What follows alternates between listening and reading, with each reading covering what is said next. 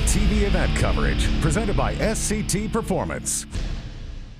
Now, most racers are certifiably insane. Charlie Booze is double insane because he runs two different series. He runs the NMRA and NMCA, and he's competitive in both. Now, we saw some interesting stuff go down at the end of the NMRA season. Here we are at the end of the NMCA season. How do you think things are going to play out? I mean, it's a big points gap, but it's conceivable that you could close it.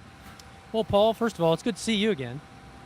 And you're right, things were interesting last weekend. It came down to the last round of the last race. Who won the race won the championship. I remember sitting at the tree thinking, this is the deal. This is all we worked for all year. And we fell a little short. I mean, 14 thousandths is pretty tight. And it was a good drag race, and I applaud them for doing the job they did and keeping me at bay all year, you know, because really it was just a back and forth deal. But I'm coming into this with the same deficit.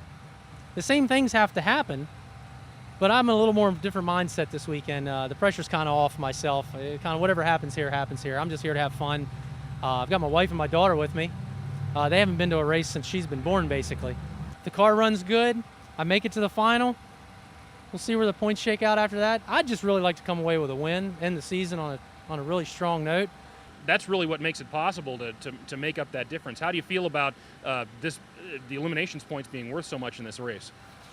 Well, that definitely helps. When you're 2.5 rounds effectively down, you have to be here. You can't miss this race if you got any kind of shot of trying to stay on top or get to the top.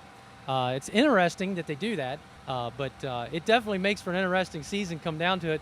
That guy that's leading, he's got to look over his shoulder, and if he stubs his toe just a little bit, man, he's in big trouble. So yeah, we'll see what it shakes out. I just want to make sure that I want to thank my sponsors this year. We wouldn't be able to do it without them, clearly, and it's definitely, I want to make sure that they know that it doesn't go unsung. So I appreciate it.